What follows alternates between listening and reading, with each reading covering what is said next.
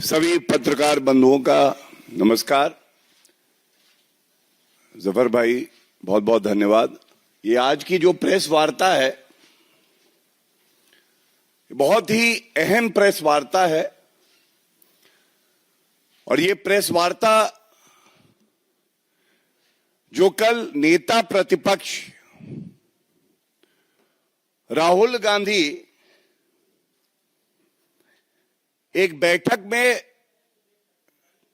जो कहते हैं और उसके बाद बाहर निकलकर एक वक्तव्य देते हैं, उस पर की जा रही है। और ये बड़े दुख की बात है। हम सब जानते हैं कि ये जो समय है ये वैश्विक संकट का भी है।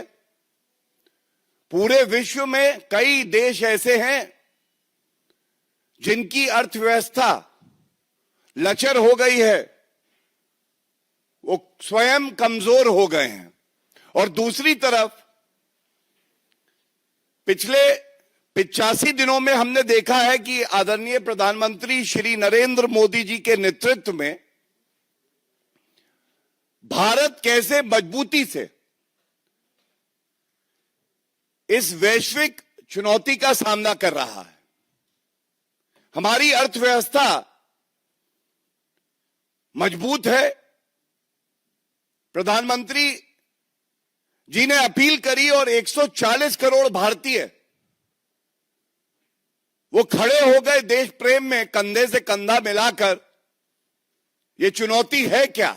इस चुनौती को हम परास्त करेंगे और भारत और मजबूत होके निखर के निकलेगा। लेकिन आप सबको ज्ञात होगा कि एक टूल किट मॉडल विध्वंसक, अराजक, अपरिपक्व, मूर्ख वो राहुल गांधी की उपज है।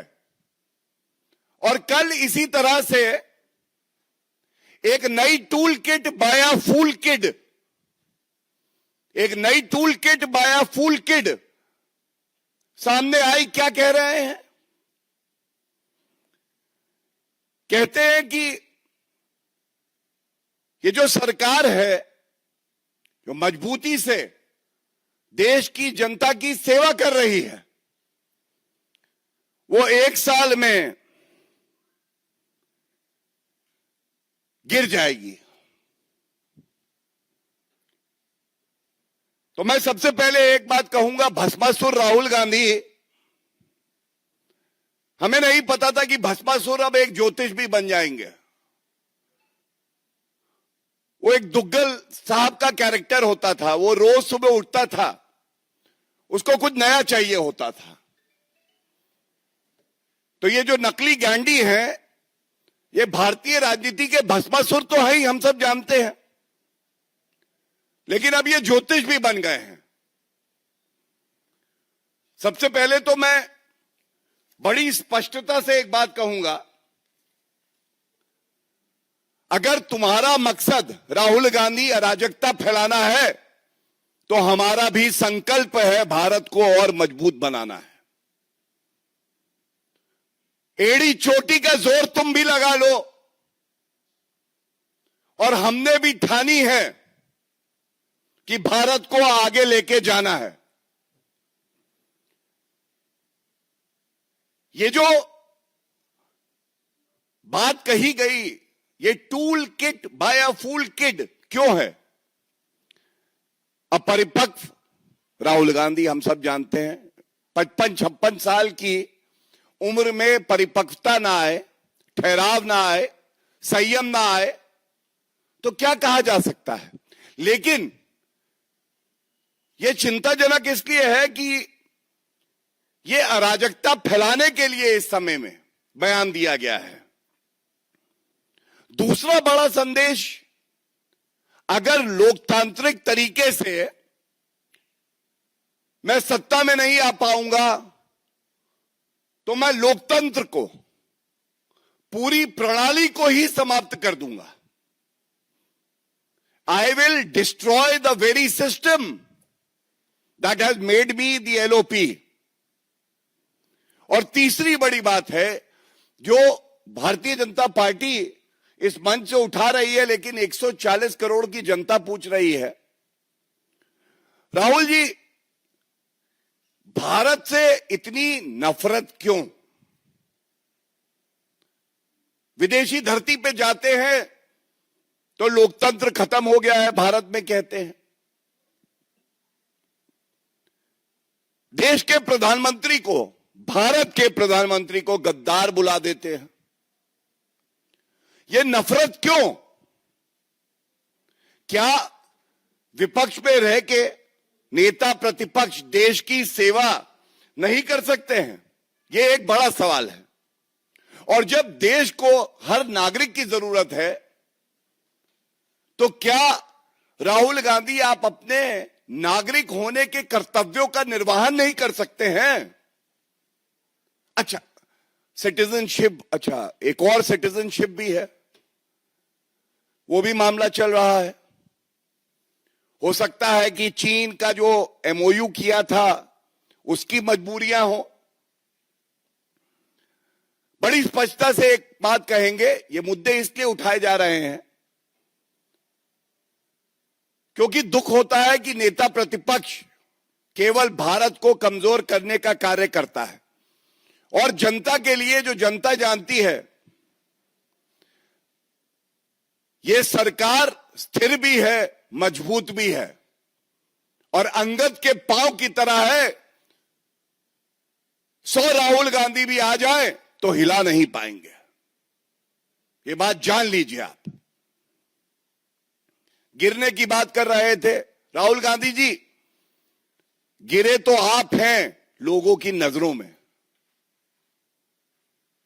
और अभी और गिरना बाकी है। राहुल गांधी अभी और गिरेंगे लोगों की नजरों में।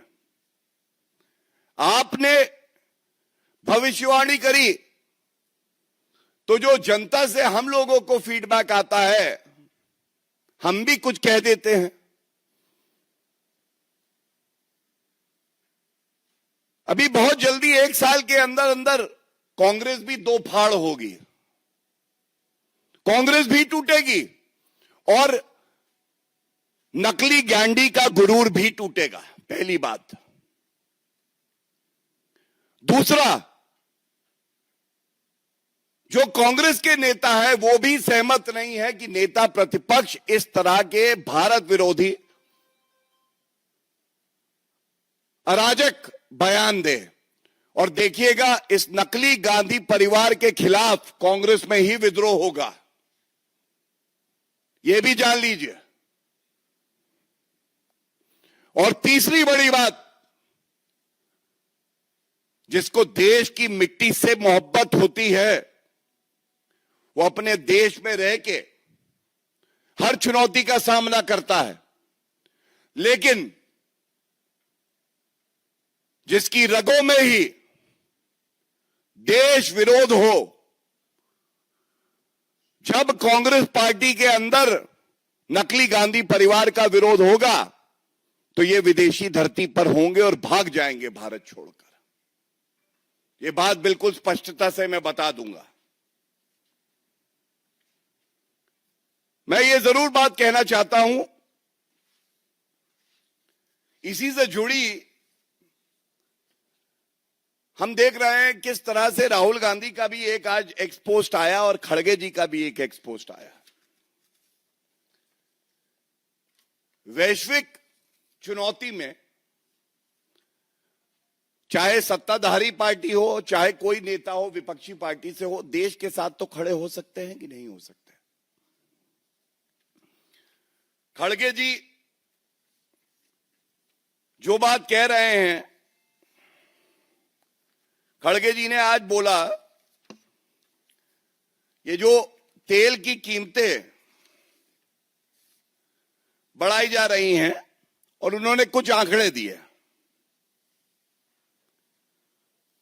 तो सबसे पहले तो आज राहुल गांधी और खड़गे जी को उत्तर देना चाहिए।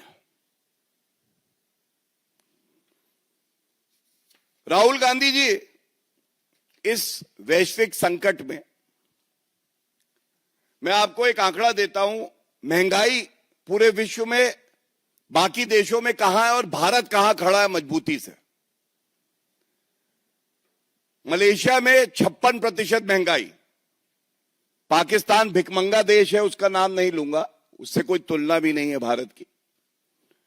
यूएई 52% महंगाई बढ़ी है, ये पिछले 80 दिन का आंकड़ा दे रहा हूं। अमेरिका में 45%, फिलीपींस में 41%, श्रीलंका में 38%, कनाडा में 32%, चीन में 22% और भारत में 4%।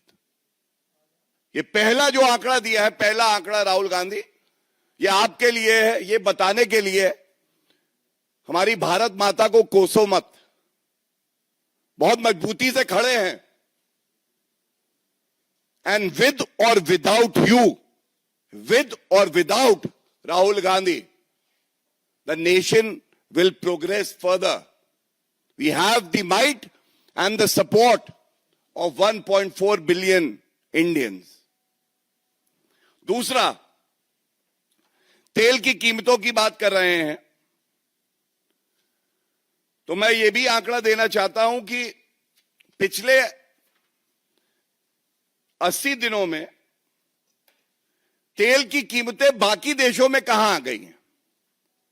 पेट्रोल की बात कर लेते हैं, डीजल में भी बढ़ी हैं वैसे ही, लेकिन पेट्रोल की बात कर लेते हैं। मलेशिया में 58% इंक्रीज है, अमेरिका में 46%, कनाडा में 34%, चीन में 25%, ब्रिटेन में 20% और भारत में 5%, 5.5%। और ये मैं आज का जो आंकड़ा है उसको जोड़ के बता रहा हूं। कहां 58%, 46%, ये सारे आंकड़े और भी हैं, और भारत में 5%। ये क्या दिखाता है? आप याद करिए,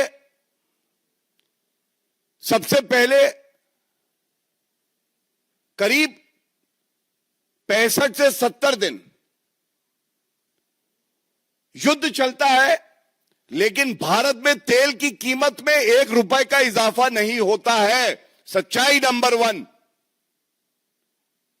क्योंकि मंशा यह थी कि आम आदमी पर कोई बोझ नहीं पड़ना चाहिए। सरकार वो ठोस कदम उठाती रही जो भारत की जनता के हित में थे। ऑयल कंपनीज ने नुकसान सहना स्वीकार किया, आम जनता को पीड़ा हो ये वो नहीं चाहते थे। ये भी सच्चाई है, आज 75 दिन के बाद भी क्या पेट्रोल डीजल बाजार में मिल नहीं रहा है? मिल रहा है। गैस, पूरे विश्व में संकट है, लेकिन भारत में गैस, डोमेस्टिक गैस खासकर हमारी प्राथमिकता है और उपलब्ध है। ये बात राहुल गांधी और खड़गे जी को क्या दिखाई नहीं देती है? दिखनी चाहिए। नफरत में अंधे होना सही बात नहीं है। और अब जो मैं कहने जा रहा हूं इस पे जरूर ध्यान आपका आकर्षित करूंगा और ये बात उठनी चाहिए। देखिए, कांग्रेस का चरित्र यह है, जब युद्ध की शुरुआत हुई तो एक जिम्मेदार विपक्षी पार्टी को चाहिए जो अपील प्रधानमंत्री श्री नरेंद्र मोदी जी ने देशवासियों से करी उसका स्वागत करे और कहें कि हम भी करेंगे पालन, ये देश हित में है। राजनीति के लिए और विषय मिल जाएंगे, लेकिन नहीं। एक तस्वीर आई कांग्रेस के वेरीफाइड हैंडल से, गैस खत्म होने जा रही है, जल्दी से ले लो, कतार लग गई हैं। जब हमने ये मुद्दा उठाया तो ये ट्वीट डिलीट हो गया और ये तस्वीर थी कांग्रेस की सरकार की। पहला सवाल, ये फरेब, ये धोखा क्यों? यही तो टूल किट होती है, इसी का तो जिक्र हम कर रहे हैं, ये टूल किट है। दूसरा, स्ट्रेट ऑफ हॉर्मुज, जब वहां से जहाज बहुत कम देशों के अपने गंतव्य स्थान पे पहुंच पा रहे थे और भारत के 2 जहाज वहां से निकल गए और भारत की तरफ आ रहे थे। तो पवन खेड़ा खेड़ा पेड़ा वही वाले, हाँ सही, वो लिखते हैं कि ये जो 2 जहाज हैं ये भारत नहीं आएंगे, भारत नहीं आएंगे, लेकिन ये जहाज तो भारत आ गए। तो ये झूठा प्रचार क्यों? जॉर्ज सोरोस बता रहा था या इलान ओमर बता रही थी कि ये जहाज भारत नहीं आएंगे? ये दूसरा झूठ, ये ट्वीट भी डिलीट कर दिया गया। लेकिन झूठ बोला क्यों गया? तो झूठ नंबर 1, झूठ नंबर 2 और तीसरा जो दुष्प्रचार किया जा रहा है, पिछले 4 महीने से हम देख रहे हैं भारत रूस से कच्चे तेल का आयात नहीं कर रहा, दबाव में है। तो डंके की चोट पे एक बात कहते हैं, ये नरेंद्र मोदी जी हैं, जो देश हित में होगा वही निर्णय लिया जाएगा और किसी के दबाव में हम काम नहीं करते हैं। और आंकड़े ये कहते हैं एनडीए की इस सरकार में, खासकर पिछले 4-5 सालों में, जो कच्चे तेल का आयात हुआ है ये 30 से 36% तक हुआ है रूस से, 30 से 36%। एक मिनट, एक्सक्यूज मी प्लीज, कौन बात कर रहा है फोन पे? 30 से 36% आयात हो रहा है रूस से कच्चे तेल का, और यूपीए के समय में ये 1% था।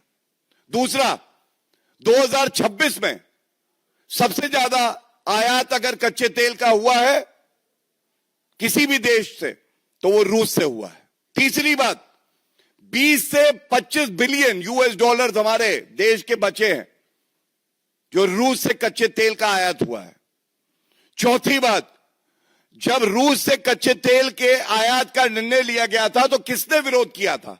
इसी राहुल गांधी ने किया था, इसी कांग्रेस पार्टी ने किया था। इन तथ्यों पे कोई चादर नहीं डाल सकता, कोई छुपा नहीं सकता। ये वो तथ्य हैं जो बताते हैं कि ईमानदारी की ताकत क्या होती है। इसके साथ ही दूसरा भाग है इसी प्रेस वार्ता का, यह भी बड़ा अहम है। मोहब्बत की दुकान में केवल सांप्रदायिक सामान, यही है कांग्रेस की पहचान।